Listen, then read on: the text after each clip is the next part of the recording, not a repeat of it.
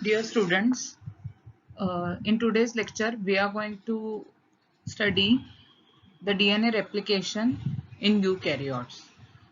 To understand this chapter, I request all of you to go through the previous lecture of DNA replication part 1 and part 2, which cover the fundamental rules of DNA replication and DNA replication in prokaryotes. So let us begin.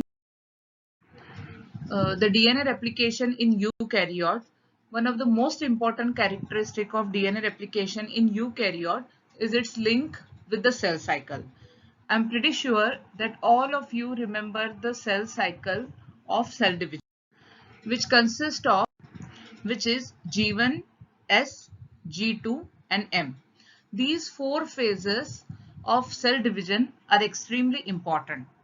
Now, depending upon whether your cells are embryonic stage or they are fully differentiated adult cells, they will follow this cell cycle. For example, uh, the cell cycle starts with the G0 phase. For fully differentiated cells, for example, neurons, they remain in G0 cells permanently because the neurons are completely differentiated cells and they need not divide in adult cells. So they will remain in a G0 phase. But some cells enter from G0 to G1 because they need to divide. Such a cells are called as post-mitotic cells, or they are cells like liver, kidney, and stomach cells. So these cells are remain for few time in G0 phase, and when time comes when they need to divide, they go from G0 phase to G1 phase and then they enter into the cell division cycle. Then there are some cells which never enter into the G0 phase, that which is a resting phase, and they continuously keep on dividing. For example, epithelial cells. So it means the cell division cycle is extremely important depending upon cell to cell, that is neurons, liver, kidney or epithelial cells. Depending upon which type of a cell it is, the cell has to decide whether the cell will undergo a division or cell will not undergo a division. So it is extremely important for a eukaryotic cell to control its division and therefore hence to control the replication of the DNA depending upon the cell cycle. For eukaryotic cell, it is important that the DNA replication should happen in one of the phase of this cell cycle. Now, I will not go into the details of the cell cycle because my focus over here is not the cell cycle. My focus over here is the DNA replication. Out of these four phases, the replication of the DNA happens in S phase. Whereas the initiation of the replication, the preparation of replication of the DNA happens in the G1 phase.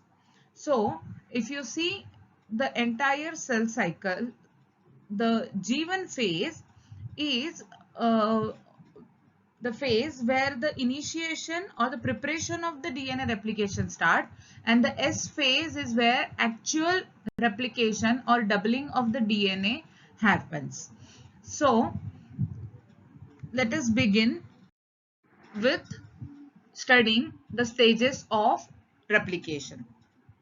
So as like a prokaryotic DNA replication, even the eukaryotic DNA replication can be divided into three stages, that is initiation, elongation and termination. Now in the first step of DNA replication, that is initiation, there are various proteins which are taking part in the process of initiation of DNA replication.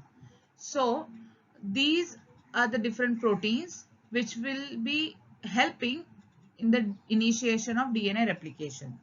So before we see the details, I will just tell you the full form of this protein, because these names I will be taking again and again while I explain you the initiation process. So ORC stands for Origin Recognition Complex.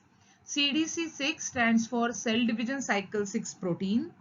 CDT stands for CDC10 dependent transcript 1. CDK and DDK both are kinases. One is cyclic dependent protein kinase, another is DBPF4 dependent kinase. CDC45, MCM 2 to 7 and genes. These are called as CMG complex. Whereas CDC45 is cell division cycle, MCM stands for mini chromosome maintenance protein, and genes are also a protein complex. This CMG complex actually unwinds the DNA. Now let us see how all these proteins helps into the initiation process. So now what we are looking at the first step in the DNA replication in eukaryotes. So in the initiation process, the first step is identification of origin of replication. If you remember the prokaryotic DNA replication, in prokaryotic DNA replication doesn't start randomly in the circular DNA.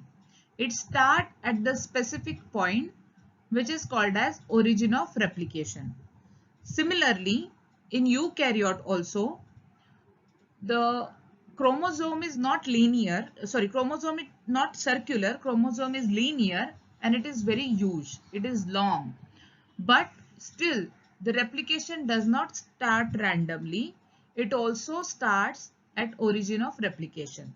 But the difference in prokaryote and eukaryote is, prokaryotes have only single origin of replication, whereas eukaryote have multiple origin of replication.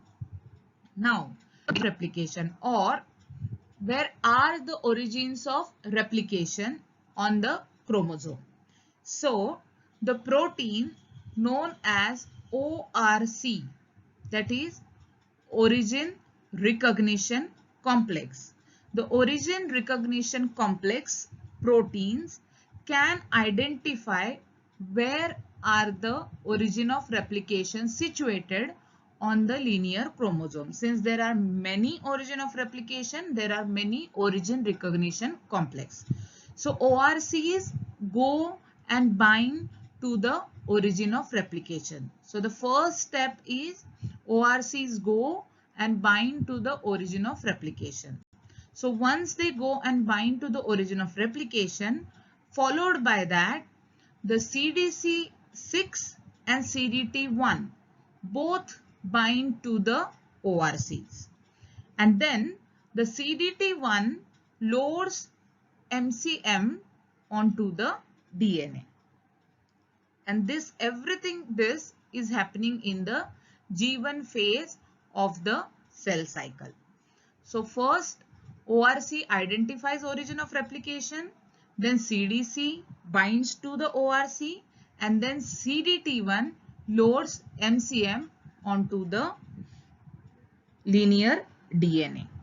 With this loading, there is a formation of pre-replicative complex. So this is called as pre-replicative complex, which is currently inactive. Now this pre-replicative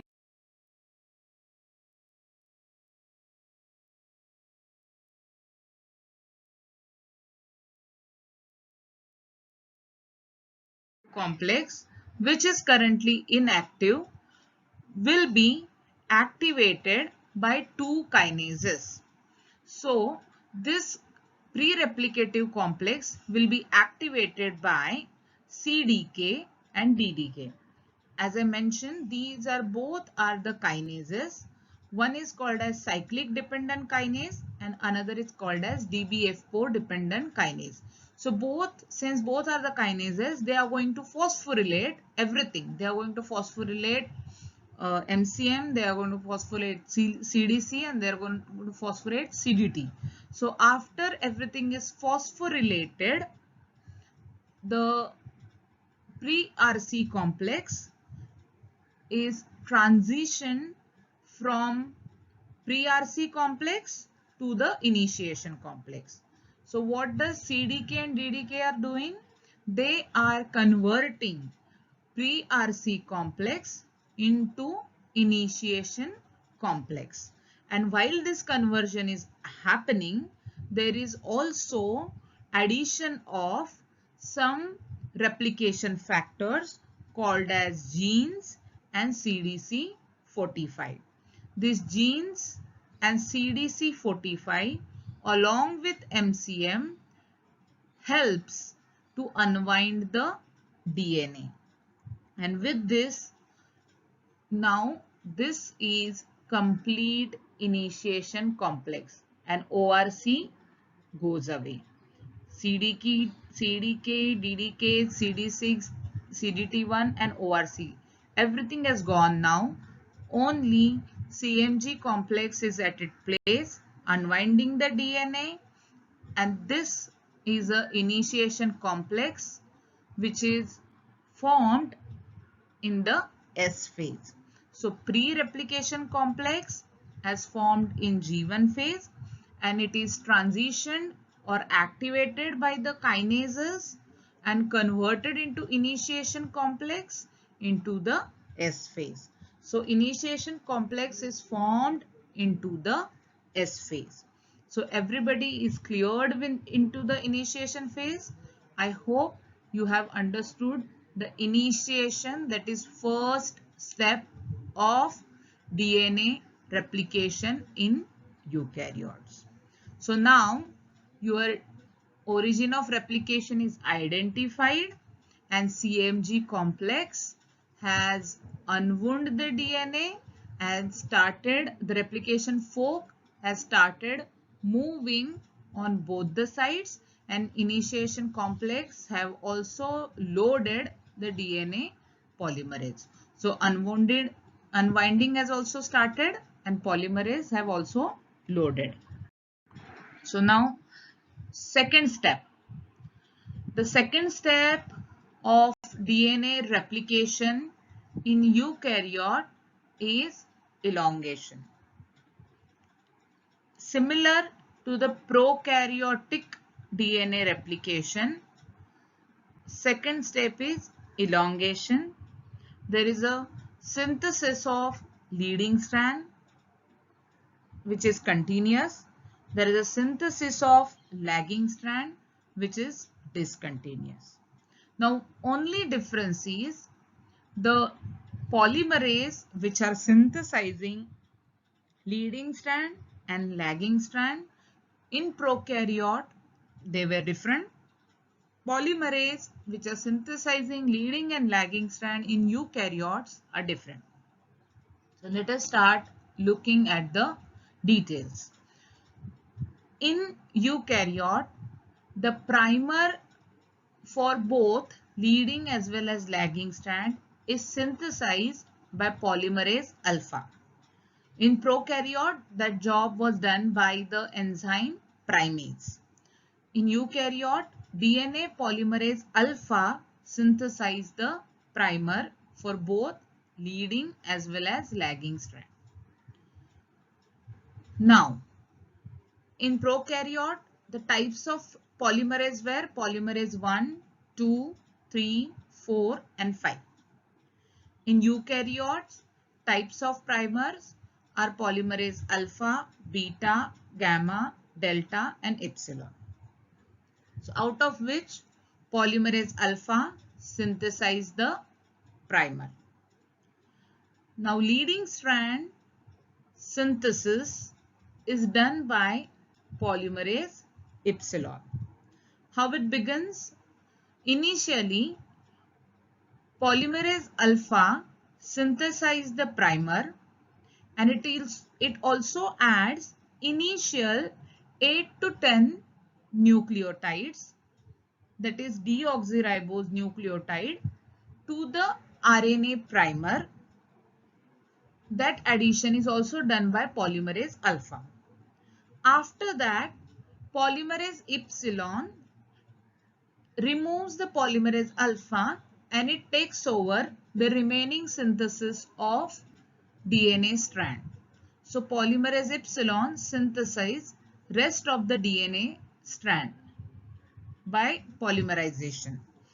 So this is how the leading strand synthesis takes place in 5' to 3' direction. Since polymerase alpha is replaced with the polymerase epsilon, this is called as polymer switch into the polymerase. This is called as polymerase switch.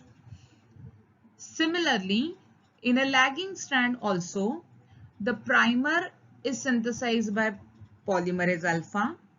Initial 8 to 10 nucleotide to the primer are added by polymerase alpha, and after that the polymerase switch is taken place and rest of the Okazaki fragment is synthesized by polymerase delta. So the Okazaki fragment are synthesized by polymerase delta, and this is done with the help of pCNA, that is proliferative cell nuclear antigen. This pCNA is similar to the beta clamp of the polymerase 3 of prokaryote. If you have seen the video of replication in prokaryotes, so beta clamp of polymerase 3 and pCNA of eukaryote is having a similar role. So polymerase delta का efficiency increases to many folds when it is associated with pCNA. So in a summary of elongation, the leading strand and lagging strand, both leading strand is synthesized continuously, lagging strand is synthesized discontinuously in the form of Okazaki fragments. The primer is synthesized by polymerase alpha, and initial 8 to 10 nucleotide to the primer are added by polymerase alpha. The polymerase epsilon synthesize rest of the leading strand, and polymerase delta synthesize rest of the Okazaki fragments in the lagging strand. So next, this slide, I just want you to summarize and recollect the difference in the prokaryotic replication fork and eukaryotic replication fork.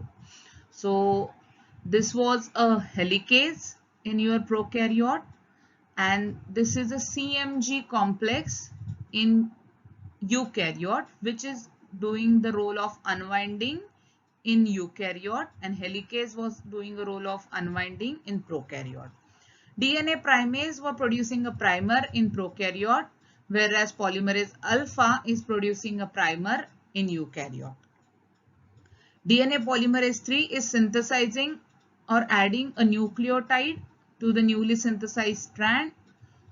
Here, polymerase epsilon producing a leading strand, polymerase delta producing or synthesizing a lagging strand.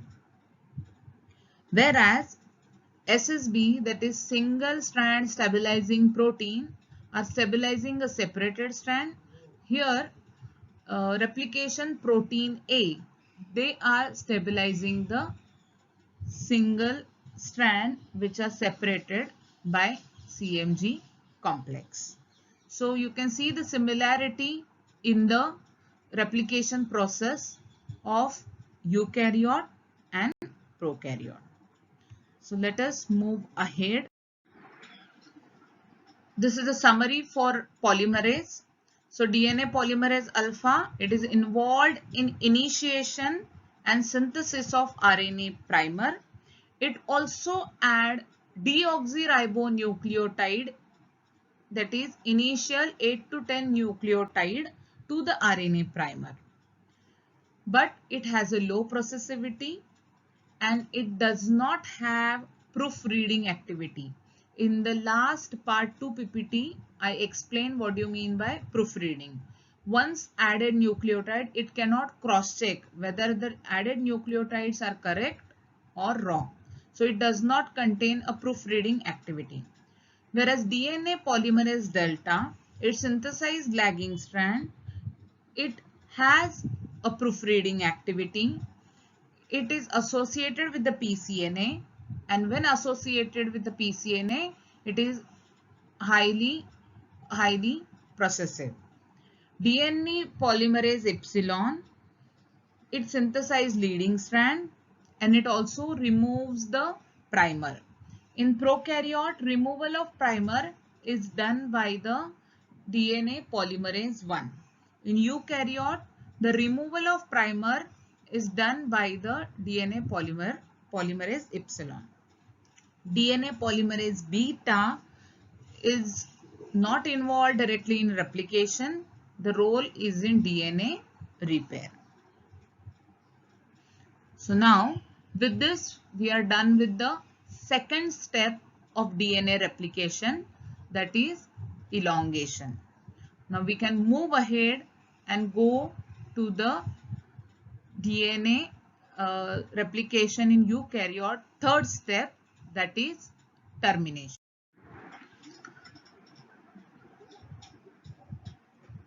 Now it is extremely important to understand the second step, the third step of DNA replication, that is termination. Now this step is quite different as far as prokaryotic termination is concerned and eukaryotic termination is concerned. Prokaryotic DNA is circular and therefore in termination, if you remember, there was a formation of Tertus complex and separation of catenates by topoisomerase. Whereas in eukaryote, the DNA is linear and therefore termination is bit different. The termination process itself have its own problem. Now look at this. Now this is your black one is your parental DNA and green and red one are newly synthesized DNA. Now this is a leading strand and this is a lagging strand. Now imagine when you finish synthesizing your entire leading strand and the lagging strand, after that the primer will be removed by DNA polymerase epsilon and the polymerase epsilon will add the nucleotide to 3' end, because you know the polymerase can add only nucleotide to the 3' end. It cannot add nucleotide to the 5' end. So if we remove the primer from here, you know this is 3' end, this is 5' end. So this will be 3' and this will be 3' and this will be 5'. So your epsilon will be able to add nucleotide to 3' end and it won't be able to add nucleotide to the 5' end. So now you know nucleotide cannot be added to the 5' end. Nucleotide will be added to the 3' end and this will be sealed by the ligase. So after polymerase epsilon will add the nucleotide and ligase will seal the gap, your DNA will look something like this. But this is 5' end. Since this is a 5' end, your polymerase epsilon will not be able to add a nucleotide over here. And this gap will remain as it is. Now, since the gap will remain as it is, it means this much amount of genetic information from the template strand, this much amount of DNA is not copied onto the daughter strand. And in other words, in the new DNA, this much genetic information is lost from the template strand, and this is not acceptable. This is called as end replication problem because this information is missing from the old strand. So now, how do you solve this problem? To solve this problem, you need to add to solve this problem, what can be done is you can add or you can elongate this strand further, a template strand further, and you can again add a primer. After adding primer, again polymerase can elongate and form one more Okazaki fragment, and then the DNA synthesis can be completed. And now if you remove this primer also, then you do not have any problem because this much genetic information is already copied. Are you getting my point? So what I mean to say, if your template information has to be completely copied in your new strand, then you have to elongate your template strand further and then copy your old information. Only this is the option that you have, and this job is done by the telomerase enzyme. Sorry for the spelling mistake, not spelling mistake. So this job is done by the telomerase. So if you understand this, this is called as end replication problem, which is solved by the. So what do you mean by telomers? Now telomers can be defined as a region found at the end of the chromosome which essentially constitute repetitive DNA sequence. So let us go ahead. So what exactly are the telomers? Telomers are the repetitive sequence which are present towards the end. So these sequence usually, if telomerase is absent, will not get copied into the replicated daughter DNA. But to avoid that end replication problem, the telomerase enzyme can help. Now, what is a telomerase enzyme? It is a reverse transcriptase enzyme. Now, what is reverse transcriptase enzyme? This enzyme is composed of both RNA and protein. So, in the diagram you can see this is a telomerase. What is this telomerase? It is RNA as well as protein. So, what does RNA component of telomerase enzyme do? This RNA component of telomerase enzyme elongates the template strand, is actually adds the nucleotide to the template and it elongates the template. At a time, it adds the 6 nucleotide to the template. So basically, it has complementary sequence of TTAGGG. इसका complementary sequence on the telomerase enzyme, because of which it can synthesize TTAGGG. इसका complementary is AACCG. T का complementary is A, T का complementary is A का complementary is T, G का complementary is C. So you have A, T, C, C, C on the telomerase enzyme. So when this moves over here, it will synthesize or it will lengthen the template DNA. It will lengthen the template DNA, because of which Since the template DNA is lengthened, your polymerase can again synthesize the primer. It will form the Okazaki fragment and your genetic information on the template DNA can be preserved. This is how telomerase can preserve the genetic information which is stored in the DNA while DNA is replicating. For detailed understanding of the telomerase, I will also attach the video of telomerase along with the PPT. I will request you to go through the video once you see the PPT. So I hope you understood what is end replication problem and how telomerase solve the end replication problem.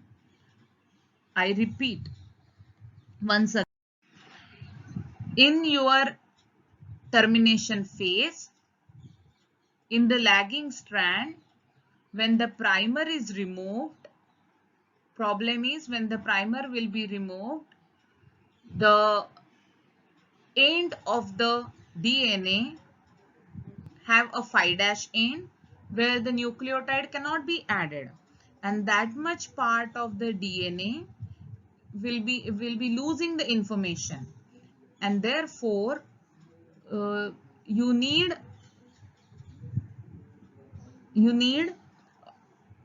some solution to capture that information in your daughter DNA. So that is called as end replication problem. And that end replication problem happens in lagging strand. So you may also feel why that does not happen in a leading strand, because leading strand also has a primer.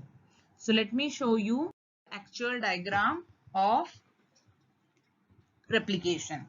So this is your replication bubble.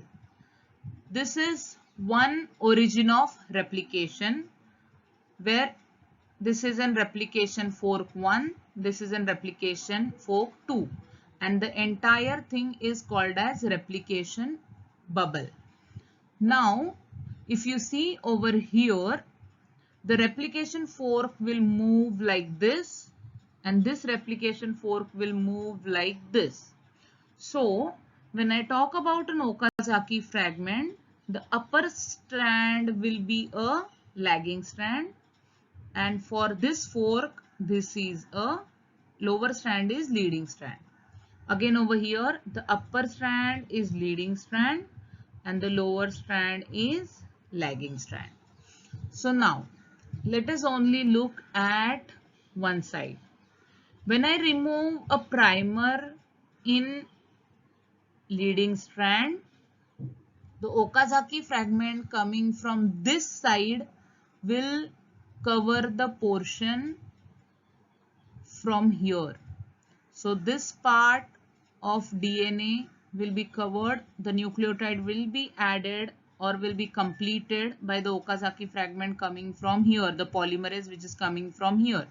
Similarly, when the primer will be removed from here, the polymerase which is coming from here can add the nucleotide over here because this is the 3' end. But when we remove the primer from lagging strand, which will be extended, the Okazaki fragment will be coming like this, like this, like this, like this. So here it will be 5' end of Okazaki fragment. So there will be always a lagging strand which will be facing a problem towards the end.